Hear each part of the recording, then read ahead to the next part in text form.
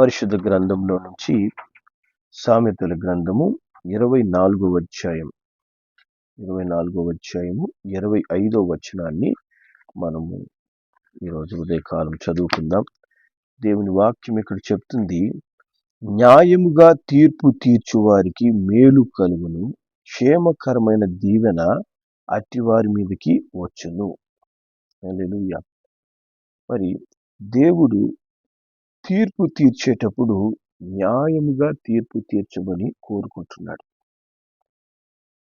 ఎవరైతే న్యాయముగా తీర్పు తీరుస్తారో అట్టు వాళ్ళకే దేవుడు ఏం చేస్తాడంట, మేలు కలుగజేస్తాడంట, క్షేమకరమైన దీవెన వారి మీదకు వస్తుందంట. మరి ఈ దినాల్లో మనం గమనిస్తే కోర్టు ద్వారా వస్తున్నటువంటి తీర్పులు చాలా అసభ్యకరంగా, భయంకరంగా, ఈ విధంగా కూడా తీర్పులు తీరుస్తారా అనే విధంగా తీర్పులు ఉంటున్నాయి. అటువంటి తీర్పులు వింటున్నప్పుడు బాధ, అలాగే రాబోయే దినాల్లో సమాజం ఏమైపోతుందో అనేటువంటి భయము హృదయంలో పుడుతూ ఉంది. ఎంతమంది మరి ఆ యొక్క తీర్పులు ఈ మధ్య కాలంలో వస్తున్న తీర్పులు ఎంతమంది వింటున్నారో లేదో నాకైతే తెలియదు, కానీ చాలా ఆ తీర్పులు ఎట్టున్నాయంటే అసలు సమాజము నాశనం అయిపోవడానికి సాతానుడు వారిని ఉపయోగించుకుంటున్నాడు అనే విధంగా తీర్పులు ఉంటున్నాయి. సాతానుడు ఉపయోగించుకుంటున్న విధంగా వాళ్ళు తీర్పులు తీరుస్తున్నారు. దేవుని బిడ్డలైన మనము జ్ఞానం కలిగి ఉండాలి. మరి సమాజం ద్వారా వస్తున్నటువంటి తీర్పుల విషయంలో మనము ప్రభు సన్నిధిలో మొరపెట్టాలి, ప్రార్థన చేయాలి. అసలు నిజమైనటువంటి సమస్య, ప్రజలు ఎదుర్కొంటున్నటువంటి నిజమైన సమస్య గురించి తీర్పు తీర్చడం లేదు. ఏమంటే దాని విషయంగా ఎవరు కూడా కేసు వేయలేదు కాబట్టి కేసు వేసేది దాకా మేము తీర్పు తీర్చడం లేదంటారు. కానీ అన్యాయమైనటువంటి తీర్పులు మట్టుకు చాలా స్పష్టంగా, ముఖ్యంగా మరి వివాహేతర సంబంధాల గురించి అయితేనేమి, మరి వివాహానికి ముందే అక్రమ సంబంధాలు పెట్టుకునే సంబంధాల విషయంలో అయితేనేమి, ఇంకా చాలా విషయాల్లో మరి మతపరమైనటువంటి తీర్పులు ఇవ్వడంలో, వీటిలో చాలా అసలు ఇటువంటి తీర్పులు ఇవ్వచ్చా అనేటువంటి ఆలోచన, ఇటు తీర్పుల వల్ల సమాజంకి ఏమవుతుందో అనేటువంటి ఒక భయం కలిగి రీతిగా ఈ దినాల్లో తీర్పులు వస్తున్నాయి. యువత కాలంలో దేవుడు దాని విషయమైనటువంటి భారాన్ని నా హృదయంలో ఉంచాడు. మరి పరిశుద్ధ గ్రంథంలో దేవుని వాక్యం చెప్తుంది, 2వ దినవృత్తాంతముల గ్రంథంలో 19వ అధ్యాయం, 2వ దినవృత్తాంతములు 19వ అధ్యాయంలోకి వెళ్తే ఇక్కడ యెహోషాపాతు రాజు ఏం చేశాడంట, న్యాయాధిపతులను ఏర్పాటు చేశాడంట. ఏర్పాటు చేసి వారికి ఈ విధంగా తీర్పు తీర్చాలి అని చెప్తున్నాడు. మరి దాంట్లో మనం 5వ వచనం నుంచి మనం చదివితే ఇక్కడ చెప్తుంది, అతడు ఆయా పట్టణంలో అనగా దేశమందు యూదా వారున్న బురుజులు గల పట్టణములన్నిటిలో న్యాయాధిపతులు నిర్ణయించి వారికి ఇలా ఆజ్ఞాపించారు, మీరు యెహోవా నియమమును బట్టియే కానీ మనుషుల నియమమును బట్టి తీర్పు తీర్చవలసిన వారు కారు. తీర్పు తీర్చే వాళ్ళు ఎలా ఉండారంట, దేవుని నియమాన్ని బట్టి తీర్పు తీర్చాలి. మనుషులు చెప్పే మాటలను బట్టి, మనుషులు చెప్పే నియమాలను బట్టి మీరు తీర్పు తీర్చకూడదు అని దేవుని వాక్యం చెప్తుంది. ఆయన మీతో కూడా ఉండును గనుక మీరు తీర్చు తీర్పు బహుజాగ్రత్తగా చేయాలి. చూసారా, తీర్పు తీర్చేటప్పుడు దేవుడే వారితో ఉంటాడంట. కాబట్టి తీర్పు తీర్చేటప్పుడు బహుజాగ్రత్తగా మీరు తీర్పు తీర్చండి అని దేవుని వాక్యం చెప్తుంది. అలాగే యెహోవా భయము మీ మీద ఉండును గాక, హెచ్చరికగా నుండి తీర్పు తీర్చండి. చూసారా, తీర్పు తీర్చే న్యాయాధిపతులకి దేవుని భయం ఉండాలంట, మనుషుల భయం కాదు. దేవుని భయం ఉంది. దేవుని భయంతో వాళ్ళు తీర్పు తీర్చాలి, బహు జాగ్రత్తగా హెచ్చరికగా ఉండి తీర్పు తీర్చండి. అది తీర్చే తీర్పు ప్రజలకు ఒక హెచ్చరికను కలగజేసే విధంగా ఉండాలంట. అలాగే మన దేవుడిని యెహోవా యందు దౌష్ట్యం లేదు, ఆయనలో దుర్మార్గపు స్వభావం లేదు, ఆయన పక్షపాతి కాదు, లంచం పుచ్చుకునేవాడు కాదు. హల్లెలూయా. తీర్పు తీర్చే న్యాయాధిపతులు వాళ్ళలో దౌష్ట్యం ఉండకూడదు. ఎందుకంటే దేవుడు దౌష్ట్యం లేదంట, ఆయనలో దుష్ట స్వభావం లేదు, ఆయన పక్షపాతి కాదు. కొంతమందికి ఫేవర్గా తీర్పులు తీర్చే దేవుడు కాదు మన దేవుడు. ఆయన పక్షపాతి కాదు. ఆయన లంచమును కూడా పుచ్చుకొని మరి ప్రజలకు అనుకూలమైనటువంటి, దుర్మార్గులకు అనుకూలమైనటువంటి తీర్పులు తీర్చేవాడు కాదు. కాబట్టి మీరు తీర్పు తీర్చేటప్పుడు చాలా జాగ్రత్తగా దేవుడు మీరు చెప్పే తీర్పు వింటున్నాడు అని ఎరిగి మనము తీర్పు తీర్చాలా అని తీర్పు తీర్చే స్థానంలో ఉన్నటువంటి న్యాయాధిపతులతో దేవుడు చెప్తున్నాడు. మరి ఇప్పుడున్నటువంటి న్యాయాధిపతులకి దేవునికి ఏంటి సంబంధం? ఇది బైబిల్లో కదా రాయబడింది. మరి దీనికి ఇప్పుడుండే న్యాయాధిపతులకి ఏమైనా సంబంధం ఉందా అంటే, దేవుని వాక్యం చెప్తుంది. రోమీయులకు రాసిన పత్రిక 13వ అధ్యాయం, రోమా 13వ అధ్యాయము మొదటి వచనం చెప్తుంది, ప్రతి వారును పై అధికారులకు లోబడి ఉండవలెను, ఏలయనగా దేవుని వలన కలిగినది తప్ప మరి ఏ అధికారం లేదు. ఉన్న అధికారములు దేవుని వలననే నియమించబడ్డాయి. కాబట్టి అధికారముగా నువ్వు ఉన్నటువంటి స్థితి, హోదా ఎవరు ఇస్తున్నారంట? దేవుడే నా స్థానంలో నియమిస్తున్నాడు. దేవుడే ఆ యొక్క హోదాను నీకు ఇస్తున్నాడు, ఆ స్థానంలో నిలబెడుతున్నాడు. అప్పుడు నువ్వు ఎవరికి భయపడి తీర్పు తీర్చాలి? నేను తీర్పు తీర్చేటప్పుడు దేవుడు నన్ను చూస్తున్నాడు, దేవుడు నాకు ఈ హోదాని ఇచ్చాడు, కాబట్టి ప్రజలందరికీ అనుకూలమైన న్యాయమైన తీర్పు నేను ఇవ్వాలి అని జ్ఞానం కలిగి మరి తీర్పు తీర్చాలి. అప్పుడు మరి ఈ దినాల్లో న్యాయాధిపతుల్లో చెడ్డవారైనా మంచివారు లేరంటే కొంతమంది మంచి వాళ్ళు ఉన్నారు, కాదని చెప్పలేరు. కానీ చాలా వరకు అన్యాయమైన తీర్పులు వస్తున్నాయి. మరి ఈ అన్యాయపు తీర్పులు తీర్చినప్పుడు వీరిని దేవుడే నియమించాడా లేదా మనుషులు నియమించారా? బైబిల్ ఏమో అధికారులను దేవుడు నియమిస్తాడని చెప్పి చెప్తున్నాడు. మరి దేవుడే నియమిస్తాడా? మరి దేవుని వాక్యంలో మనం గమనించినట్లయితే ఇర్మియా గ్రంథంలోకి వెళ్దాం. ఇర్మియా గ్రంథము 25వ అధ్యాయం 8-9 వచనాలు మనం చదువుదాం. 8-9 వచనాలు ఇక్కడ చెప్తుంది, సైన్యములకు అధిపతికి యెహోవా ఇలా సెలవిస్తున్నాడు, మీరు నా మాటలు ఆలకింపకపోతిరి గనుక నేను ఉత్తర దేశంలో ఉన్న సర్వ జనములను నా సేవకుడైన నెబుకద్నేజరును బబులోను రాజును పిలువనంపుచున్నాను. ఈ దేశం మీదకిని దాని నివాసుల మీదకిని చుట్టూ ఉన్న జనులందరి మీదకిని వారిని రప్పించుచున్నాను. ఈ జనులను శాపగ్రస్తులుగా, విస్మయాస్పదముగాను, అపహాస్యాస్పదముగాను, ఎప్పటికీ పాడుగాను ఉండజేసేదను. చూసారా, ఇక్కడ ఏమవుతుంది? ఇశ్రాయేలీయులు దేవుని మాటలు వినడం లేదంట. దేవుడు మంచి మాటలు బోధిస్తున్నప్పుడు, మంచి మార్గంలో నడవండి అని చెప్తున్నప్పుడు వినలేదు. కాబట్టి దేవుడు ఏం చేస్తున్నాడు? శత్రువైనటువంటి బబులోను రాజును పంపిస్తున్నాడు. బబులోను రాజు గురించి దేవుడు ఏమంటున్నాడు? మీ శత్రువైనటువంటి నెబుకద్నెజరు వస్తాడని చెప్పి చెప్పడం లేదు. ఏం చెప్తున్నాడు తెలుసా? నా సేవకుడైనటువంటి నెబుకద్నెజరు వస్తున్నాడు. శత్రురాజు ఎవరి సేవకుడంట? దేవుని సేవకుడంట. ఎందుకోసం వస్తున్నాడు?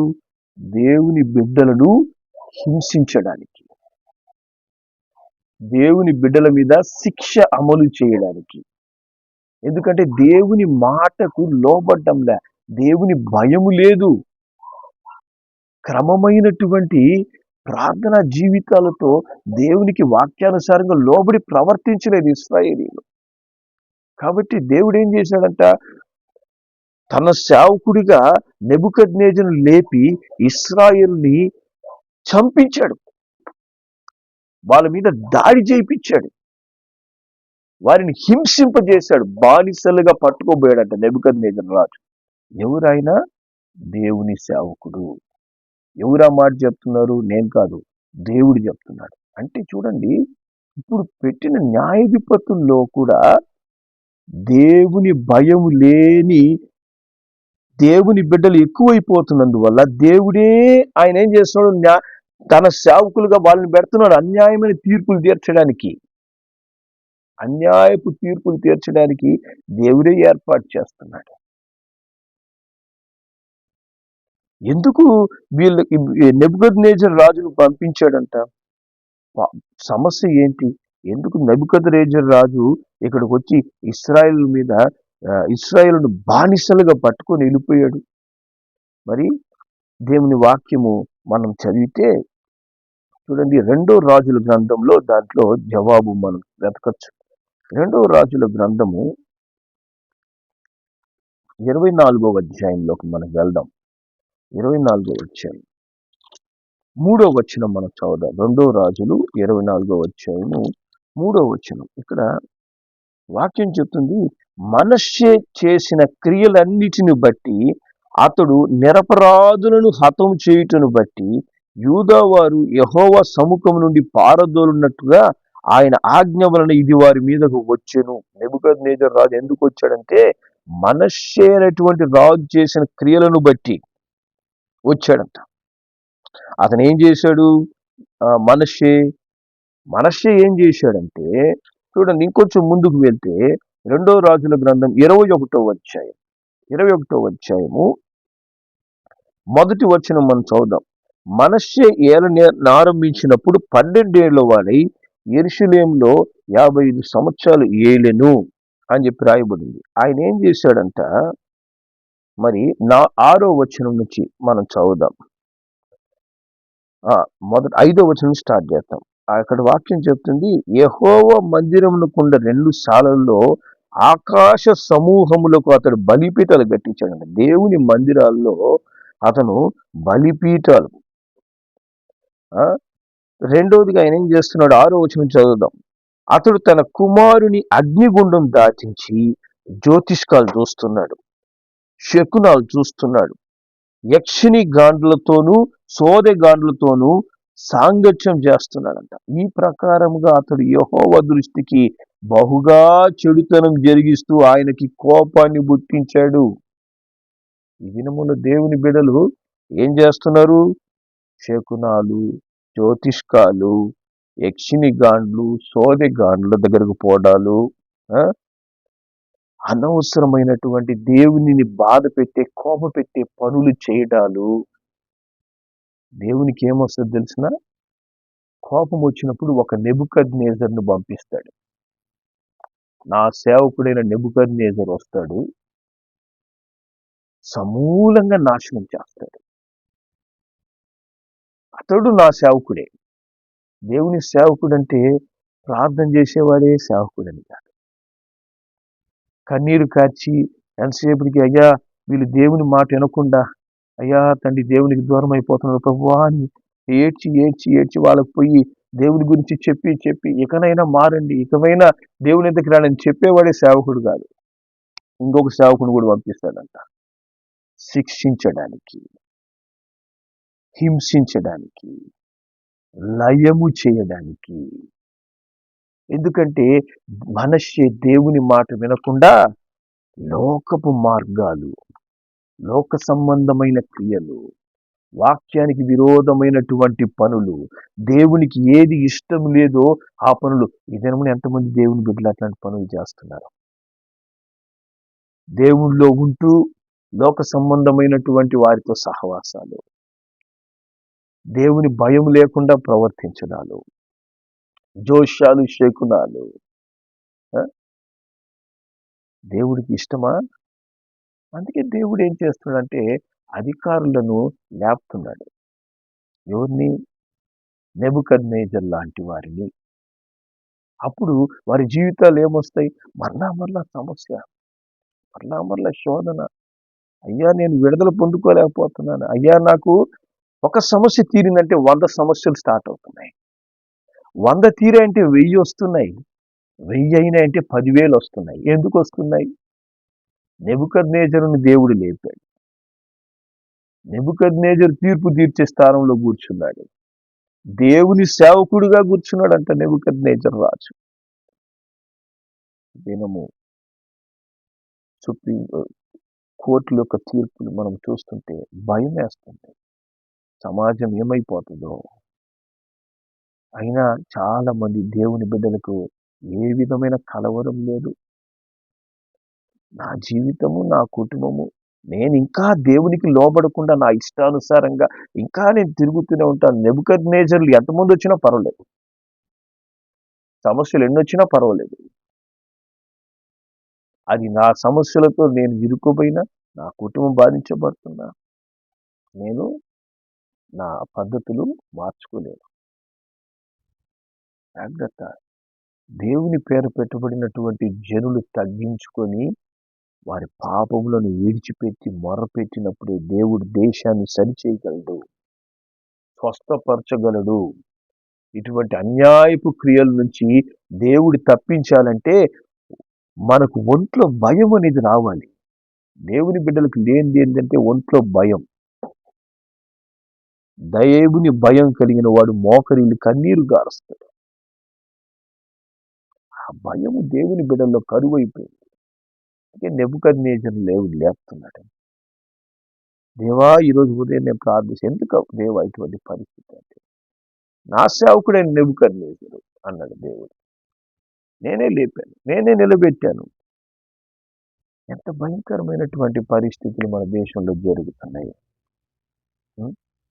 కానీ దేవుని బిడ్డలైన మనము ఎప్పుడైతే నిజంగా పశ్చాత్తాపడతామో, నిజంగా దేవుని వైపు తిరిగి కన్నీరు కారుస్తామో, దేవుడు జరుగుతున్నటువంటి పరిస్థితులు ఖచ్చితంగా మార్చగలడు. ఇంకే దేవుని వాక్యం చెప్తే, నా పేరు పెట్టబడిన జనులు మారండి, ఇకనైనా మారండి. మరి 2వ దినవృత్తాంతములు 7వ అధ్యాయంలో 14వ వచనంలో దేవుడు అంటాడు, నా పేరు పెట్టబడిన నా జనులు తమను తాము తగ్గించుకొని ప్రార్థన చేసి నన్ను వెతికి తమ చెడు మార్గములు విడిచిన ఎడల ఆకాశం నుండి నేను వారి ప్రార్థన విని వారి పాపమును క్షమించి వారి దేశాన్ని నేను స్వస్థపరుస్తా. దేశాన్ని ఎవరు స్వస్థపరుస్తారు? నువ్వు నేనే స్వస్థపరచాల్సింది. మనల్నే స్వస్థపరచుకోలేకపోతున్నాం, ఇంక దేశాన్ని స్వస్థపరుస్తాం. మనమే బంధకాల్లో, మనమే చేసిన క్రియలను బట్టి నెబుకద్నెజరులు మన జీవితాల్లో లేచేసి ఉన్నారు కదా. దేవుని బిడ్డలైన మనము ఎందుకొరకు ఎన్నిక కాబడ్డాం, దేవుడు నిన్ను ఎందుకు రక్షించాడనే గ్రహింపు మనలో ఎప్పుడైతే పోతుందో అప్పుడు మనము నామకార్థ స్థితిలోకి వెళ్ళిపోతాం. నామకార్థ క్రైస్తవులుగా, అవిశ్వాసులుగా, దేవుని మార్గాన్ని మర్చిపోయిన వారిగా తయారైపోతాం. దేవుడు మరి ఇటువంటి అన్యాయపు తీర్పు తీర్చే ఒక న్యాయాధిపతి గురించి దేవుని వాక్యం ఏం చెప్తుంది తెలిసిన? లూకాసు వార్త 18వ అధ్యాయంలోకి మనం వెళ్తే, లూకాసు వార్త 18వ అధ్యాయము, అక్కడ ఒక విధవరాలు ఏం చేస్తుందంట, ఆ న్యాయాధిపతి దగ్గరికి మరలా వెళ్తుందంట. మరి 18వ అధ్యాయం మరి 2-3 వచనాలు మనం చదివితే, దేవునికి భయపడకయు మనుషుని లక్ష్య పెట్టకయు ఉండు ఒక న్యాయాధిపతి ఒక పట్టణంలో ఉండేను. ఆ పట్టణంలో ఒక విధవరాలు ఉండెను. ఆమె అతని యొద్దకు తరచూ వెళ్ళి నా ప్రతివాదికి నాకును న్యాయం తీర్చమని అడుగుచూ వస్తుంది. అడగడం అంటే ఏంటి? ప్రార్థన చేయడం, ప్రార్థించడం. అటువంటి న్యాయాధిపతిని దేవుడు హృదయం మార్చాలని ప్రార్థన చేయాలి. అప్పుడు అతడు ఏమనుకున్నాడంట, 4వ వచనంలో ఆయన అంటాడు, నేను దేవునికి భయపడక మనుష్యులకు లక్ష్య పెట్టక ఉండినను ఈ విధవరాలు నన్ను తొందర పెట్టుచున్నది గనుక ఆమె మాటికి వచ్చి గోజాడుకున్నట్లు ఆమెకు న్యాయం తీర్చునని తనలో తాను అనుకొనెను. చూసారా? దేవుని భయము లేని న్యాయాధిపతి, మనుషుల యొక్క సమస్యలు పట్టనటువంటి న్యాయాధిపతి హృదయం ఎప్పుడు మారింది? దేవుని బిడ్డ కన్నీటితో ప్రార్థన ప్రార్థన ప్రార్థన పోయి వేడుకుంటుంది. దేవా, ప్రభువా, నాకు న్యాయం చేయి, ప్రభువా, నాకు నా సహాయం చేయి నాయనా. హల్లెలూయా. ఆయన బిడ్డలుగా మనం ఈ పరిస్థితులు తెరుస్తున్నప్పుడు మన హృదయం మండడం లేదా? మనకు బాధ అనేది కలగడం లేదా? ఈ విధవరాలు ప్రార్థన చేసినట్లు మనం ఎందుకు ప్రార్థించలేకపోతున్నాం? మన కళ్ళల్లో ఎందుకు కన్నీరు రావడం లేదు? కఠినమైపోయిందా మన హృదయాలు? సంఘాల్లో ప్రార్థనలు లేవు. ఏ సంఘం ప్రార్థించడం లే. ఏదో ఒక మరి ఏదో ఒక పండగ లేదా ఏదైనా సంతోషకరమైన కార్యక్రమాలు అయితే బాగా జరుగుతున్నాయి. ప్రార్థిద్దాం. దేశాన్ని కదల్చగలిగేది మనం చేసుకునే పండగలు కాదు, మోకరిల్లి చేసే ప్రార్థన.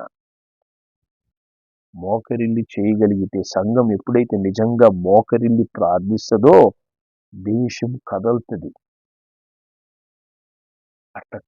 అట్ట కన్నీరు కార్చే సంఘాలు ఎన్నున్నాయి? సంఘాల్లో ఎంతమంది ప్రార్థనల్లో పాల్గొంటున్నారు? ఇతర కార్యక్రమాల్లో ఉండే ఉత్సాహము ప్రార్థనలు ఎందుకు ఉండడం? ఎందుకంటే సాతానుడు పట్టి బంధించేస్తున్నాడు. దేవుని బిడ్డలు గనక నోరు తెరిచి ప్రార్థిస్తే ఏమవుద్దో సాతానుకు తెలుసు, దేవుని బిడ్డలకు తెలియదు. వాళ్ళ నోర్లను మూసేస్తున్నాడు సాతాను.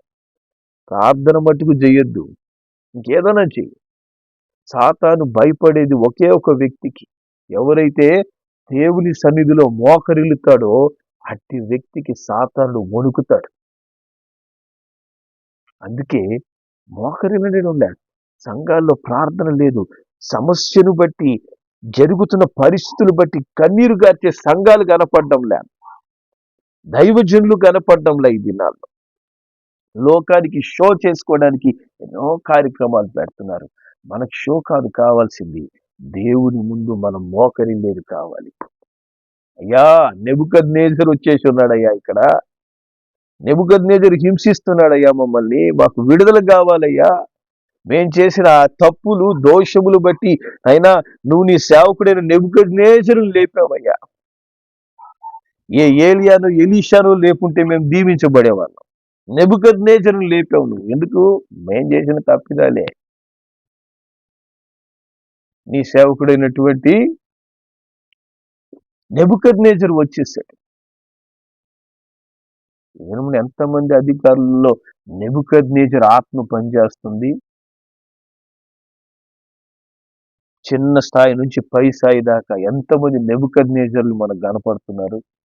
దేవుని బిడ్డలకు విరోధంగా ఏ అధికారి పనిచేస్తున్నా వానిలో నెబుకద్నెజరు ఆత్మ పనిచేస్తుందని మనం తెలుసుకోవాలి. నెబుకద్నెజరు ఆత్మ పనిచేస్తుంది. దేవుడు ఆ స్థానంలో నీ కొరకు నువ్వు మారాలని ఒక నెబుకద్నెజరుని దేవుడు ఆడ పెడుతున్నాడు. అలాగే దేవుని బిడ్డలు మారాలని నెబుకద్నెజరుని ఆడ నిలబెడుతున్నాడు. ఏం చేస్తున్నాం మనం? మనకు మన సమస్యలే, మన కష్టమే, మన శోధనే. అసలు ఎందుకు శోధనలు వస్తున్నాయి? దేవుని మాట వినడం లేదు. లోక సంబంధమైన వ్యక్తులు చేసే పనులు మన జీవితంలో మనం చేస్తున్నాం. అప్పుడు ఎట్లా మనం విడుదల పొందుకోవాలి? ఎప్పుడు మనం మన దేశాన్ని విడుదలలోకి నడిపిస్తాం? హల్లెలూయా. జాగ్రత్త. దేవుని బిడ్డలు ఒక గొప్ప పని నిమిత్తం దేవుడు ఎన్నుకుంటాడు. ఆయన రక్తం కార్చి ప్రాణం పెట్టింది మనము ఈ దేవుని కొరకు ఏ పని చేయకుండా బొమ్మల్లాగా మనము అలా వచ్చి కనపడి వెళ్ళిపోవడానికి కాదు. అందుకోసం యేసే రక్తం కార్చాల్సిన అవసరం లేదు. అంత భయంకరమైన శ్రమ పొందుకోవాల్సిన అవసరం లేదు. నీ జీవితంలో ఇప్పటి వరకు నువ్వు ఎంతమంది నెబుకద్నెజరులను చూసున్నావు? ఎందుకు వాళ్ళు ఏర్పడ్డారు? దేవుని వాక్యం స్పష్టంగా చెప్తుంది, మనష్షే దేవునికి విరోధమైనటువంటి పనులు చేశాడంట. దేవుని తీర్పుగా నెబుకద్నెజరు వస్తున్నాడు. అక్కడ దేవుని సేవకుడుగా వస్తున్నాడు. దేవుని బిడ్డలైన మనము మనం ఎదుర్కొనే ప్రతి సమస్యకు ఒక కారణం ఉంటుంది. మనం చేసే తప్పిదాలే చాలాసార్లు మన జీవితంలో సమస్యలు తీసుకొస్తాయి. మనం ప్రతి విషయంలో జ్ఞానం కలిగి దేవునికి దేవుని వెంట మనం సరిగా నడవగలిగినప్పుడే ఆ పరిస్థితి నుంచి మనము విడుదల పొందుకుంటాం. ఎప్పుడైతే దేవుని బిడ్డలైన మనము కన్నీటితో ప్రార్థన చేస్తామో అప్పుడు దేవుడంట 96వ కీర్తనలో దేవుని వాక్యం చెప్తుంది. 96వ కీర్తన 13వ వచనం మనం చదువుదాం. 13వ వచనం, భూజనులకు తీర్పు తీర్చుటకై యెహోవా వేం చేయుచున్నాడు. న్యాయమును బట్టి లోకమునకు తన విశ్వాస్యతను బట్టి జనములకు ఆయన తీర్పు తీరుస్తాడంట. ఎప్పుడైతే దేవుని బిడ్డలు మోకరిల్తారో, సంఘము మోకరిల్లి ప్రార్థిస్తుందో, దైవజనులు మోకరిల్లు కన్నీటితో ప్రార్థిస్తారో, భూజనులకు తీర్పు తీర్చడానికి దేవుడు వస్తాడు. హల్లెలూయా. ఆయన న్యాయమును బట్టి లోకమునకు తీర్పు తీరుస్తాడంట. దేవుని నామానికి మహిమ కలుగును గాక. ఎందుకంటే 97వ కీర్తన 2వ వచనం చెప్తుంది, మేఘాంధకారములు ఆయన చుట్టూ ఉండును, నీతి న్యాయములు ఆయన సింహాసనానికి ఆధారం. ఆయన సింహాసనం మీద ఆసీనుడై ఉన్నాడు. హల్లెలూయా. సమస్తమునకు పైగా సమస్తమును పరిపాలించే ఆ సర్వశక్తిమంతుడైన దేవుడి యొక్క సింహాసనానికి ఆధారం ఏంటంటే నీతి న్యాయం. హల్లెలూయా. ఆయన అన్యాయపు దేవుడు కాదు, అన్యాయస్తుడు కాదు. ఆయన నీతి న్యాయం అనేటువంటి సింహాసనం మీద కూర్చొని దేవుని బిడ్డలు ఎప్పుడైతే నిజంగా మొరపెడతారో, ప్రార్థిస్తారో, న్యాయము తీర్చడానికి ఆయన దిగి వస్తాడు. హల్లెలూయా. కాబట్టి దేవుని బిడ్డలైన మనము జరుగుతున్నటువంటి పరిస్థితులు, ఈ తీర్పులు, ఈ యొక్క పరిపాలకులను మనం చూస్తున్నప్పుడు ఎందుకింత దుర్మార్గులు అయిపోయారు అనే దానికంటే మనం ఏం చేస్తున్నాం, మనం దేవుణ్ణి జాగ్రత్తగా అనుసరిస్తున్నామా లేదా, దేవుని భయం మనలో ఉందా అని ప్రతి క్రైస్తవుడు, ప్రతి దైవజనుడు పరీక్షించుకోవాలి. రెండవదిగా మోకరిల్లి ప్రార్థన చేయాలి. పశ్చాత్తాపం కూడిన ప్రార్థన, పశ్చాత్తాపంతో ప్రార్థించాలి. అప్పుడు దేవుడు నిశ్చయముగా ఆ విధవరాలు ప్రార్థించినట్లు మనం ప్రార్థించినప్పుడు నిశ్చయంగా దేవుడి దిగి వస్తాడు, న్యాయం తీరుస్తాడు. మనకు విరోధంగా ఉన్నటువంటి నెబుకద్నెజరులను దేవుడు తొలగిస్తాడు. ఆ బాధ్యత ఎప్పుడు నువ్వు తీసుకుంటావు, ఎప్పుడు నువ్వు ప్రార్థన చేస్తావు, ఎప్పుడు నీ జీవితాన్ని సరి చేసుకుంటావు. దేశ పరిస్థితి ఇలా మారడానికి కారణం ఖచ్చితంగా దేవుని బిడ్డల యొక్క తప్పిదాలే. దేవుని బిడ్డలు ఎప్పుడైతే సరి అవుతారో దేశం బాగుపడుతుంది. ప్రార్థన చేద్దాం. పరిశుద్ధులైన మా తండ్రి, కృప కలిగిన మా నాయన, మీకు వందనాలు, స్తోత్రములు చెల్లిస్తూ ఉన్నాం. ఇదిగో తండ్రి, మా దేశమునకు న్యాయమైన న్యాయాధిపతులు కావాలయ్యా, న్యాయము తీర్చే న్యాయాధిపతులు కావాలయ్యా, దైవ భయం కలిగిన న్యాయాధిపతులు కావాలయ్యా, దైవ భయం కలిగిన అధికారులు కావాలయ్యా. ఉన్నత స్థానంలో ఉన్న వాళ్ళు తండ్రి దేవుని యందు భయము కలిగి ఆ స్థానములలో నిలబడాలి. ముఖ్యంగా దేవుని బిడ్డలకి అనుకూలమైనటువంటి కార్యాలు వాళ్ళు చెయ్యాలి నాయన. దేవా, ఈ దినమున నెబుకద్నెజరు ఆత్మ బహుబలంగా పనిచేస్తుంది. చిన్న స్థానంలో నుంచి పై స్థానం వరకు ప్రతి ఒక్కరిలో నెబుకద్నెజరు ఆత్మ పనిచేస్తుంది. అయినా దేవుని వాక్యం చెప్తుంది, ఆ నెబుకద్నెజరు రావడానికి కారణం, నా సేవకుడిగా నెబుకద్నెజరు రావడానికి కారణం దేవుని బిడ్డలు చేసిన తప్పిదాలే. తండ్రి, ఇకనైనా ప్రతి క్రైస్తవుడు వారి జీవితాలు మార్చుకొని మోకరిల్లి ప్రార్థించే మనస్సు వారికి దయచేయండి.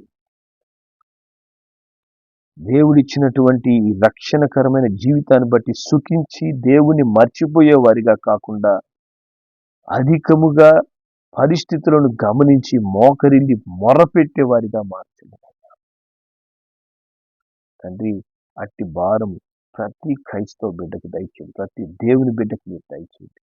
దైవజనులను లేదు, విశ్వాసులను లేదు, అందరిలో ఆ భారం దయచేయండి. అన్నిటితో మొరపెట్టి నైనా ఈ పరిస్థితులన్నింటిలో ఒక మార్పు ఆయన వచ్చేంత దాకా ఆ దినమున విధవరాలు తండ్రి జవాబు పొందుకునేంత వరకు మరలా మరలా మరలా మరలా ఆ న్యాయాధిపతిని విసిగించిందట. అదే విధంగా తండ్రి నైనా దేవుడు కార్యం చేసేంత వరకు విడువక మొరపెట్టే భారం ఆయన ప్రతి క్రైస్తవ బిడ్డలో ఉంచి అయినా వారు ప్రార్థించి అయినా న్యాయం పొందుకోవాలి. తండ్రి దేవుని బిడ్డలకు విరోధంగా ఉన్నటువంటి శత్రు క్రియల నుంచి ఆయన జయం పొందుకునేందుకు తండ్రి మేమున్న ప్రాంతముల్లో అయినా మా రాష్ట్రంలో దేశంలో ఒక మార్పును మేము తీసుకొచ్చే విధంగా నైనా తండ్రి మమ్మల్ని మీరు వాడుకొనమని, మా ప్రార్థన మీరు ఆలకించి మీరు దిగి వచ్చి న్యాయం తీర్చమని యేసు నామములో ప్రార్థిస్తున్నాం తండ్రి. ఆమేన్.